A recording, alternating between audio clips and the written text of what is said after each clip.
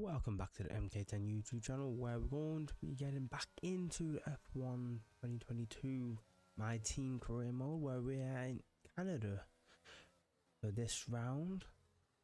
And sadly, this qualifying session is very similar to the Baku one, where I have damaged parts still, but because obviously watched last episode we did crash out. We had to change a part out, and because we changed that part out, I didn't want to change too much part outs because I didn't want to get too much of a penalty. So I took a risk again by keeping some parts in when I should have really, be honest, changed them. So we did take one corner way too deep. It was a bit too deep into the corner, and then just from there, you just go away from us. But it's always next season to improve. Always next season. But I'm getting the feeling once I get this car upgraded, like it's fully upgraded, it'll be a very competitive vehicle. But with that qualifying session, we start 22nd, so we're right at the back of the grid, and with the lights out, we make it a sole purpose to try and overtake. So we do get a very good start. We follow our teammate down the inside. We'll get shot off by Vettel yet again. It's just like Baku. We're alongside, I believe that's Latifi. Just trying to catch up to our teammate who's made it further through the field. He had a very good start. But we've got to be a bit brave there, following Alfa Romeo. Making a stick though. We do make a stick. Just keeping up with it, I believe that's Albon. Just literally you can see there's like nothing between us.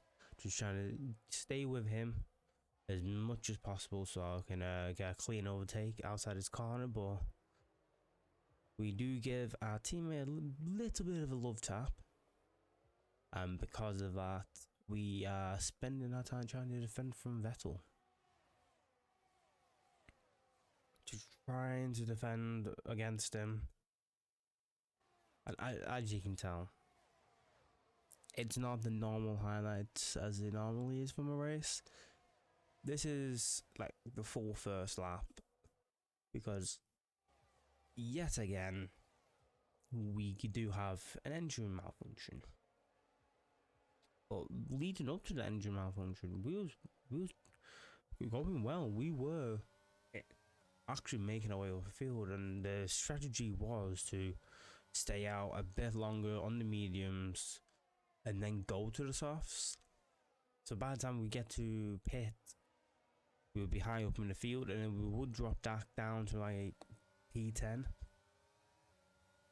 But because we would be on a superior tyre, we'd be able to fight back. But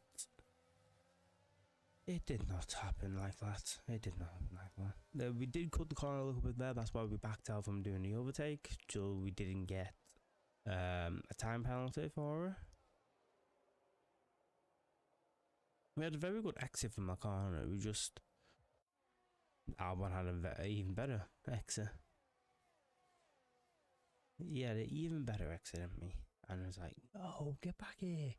It's like the only time we get to catch up is the corners, like this corner where we make up so much time on them. So much time. It's ridiculous how much time we make up on them. But then we have to fight against the following cars again down the pit straight. But you can just see how much Vettel was trying his best to get past us.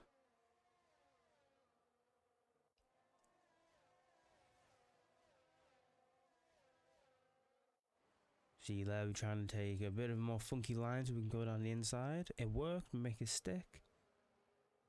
And now we're trying to hunt down our teammate.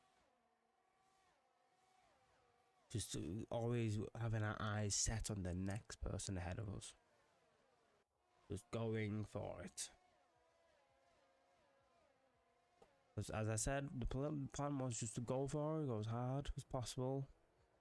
But also, like, try and maintain the tyres for a bit longer than I normally would have to. Because if obviously this is 35 lap race, I would have had to keep my tyres until around lap, say lap 22, 23, and then go into the softs. Obviously near the end of the lifespan of the softs, I would have been a lot slower, but still that will put me on par with the guys that are driving on the hards, so it balances it out. But it doesn't work like that, because you see how close we get to them in corners. We get so close to the people ahead of us in the corner, and then they just get so much better all the way. Obviously, like, so that's a mixture of my throttle, my brake throttle response, and also the AI. You see, yeah, we pull away, we pull it away from Albon, but then he catches us up so much faster. So it just shows us we have a lot of R&D still to do. Speaking of R&D, we do have some parts that are going to be in effect before Silverstone, so hands down, we should have a hell of a lot of a better race car for Silverstone. So fingers crossed we get a decent result. And plus as well, I'm going to make sure I put all the new parts in. Like, just make sure like every part that I can put in is brand new. And just take it from there. Like you see here, we did catch up to our teammate in the first corner, and then just took that second corner completely wrong. So he pulls away yet again. And that's literally just the story of this race. We get close, we get a bit closer, and they pull away. You can see the track is getting a bit damp, because later on in the race it does get rain does come, but obviously we don't see that. Here you see I take a bit of a dangerous line past my teammate, but within doing that, it slows him down enough, which it helps back up the people behind. So that gives me a bit of breathing space to start hunting down. I believe that's Ocon. He's either Ocon or Alonso, but I honestly believe that's Ocon. We just honestly just start hunting him down, trying our best to catch up, but trying our best not to lose too much time to our teammate behind us, because obviously we're not in any DRS zone, we're in like no man's zone at the moment. So we're honestly trying our best to keep up.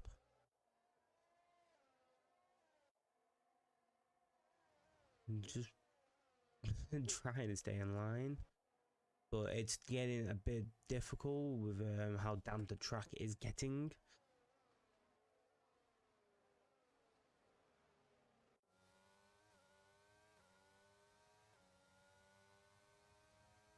And plus as well, as I said earlier on, I'm pushing as hard as I can to make up as much places before anyone pits. But then obviously with it being wet weather, that can throw a spanner into the works, which I did not expect, because I made a rookie mistake of not actually checking the weather report, which is my bad. I should have actually checked the weather report before I started the race, but hey, it started. And this is where we get the unfortunate news that there's something wrong. I start fucking hoping and hoping that nothing is actually wrong, is something they can fix. And I just keep going, obviously, because we got told something's wrong. We are slightly slowing down. getting distracted trying to go and flipping through the MDF to see what engine power I can possibly be. It was the same fucking engine power from Baku. I literally just swapped out that engine power. And it breaks the very next race. So that tells me there's something to do with my facilities and how my engine wear management is. So I am going to look into upgrading some of the facilities and getting some like more R&D slots available to do more R&D and just try and improve the race car even more. But with all that, please hit that sub button, ring the bell to be notified whenever a video goes live, and I'll see you all back down at the range.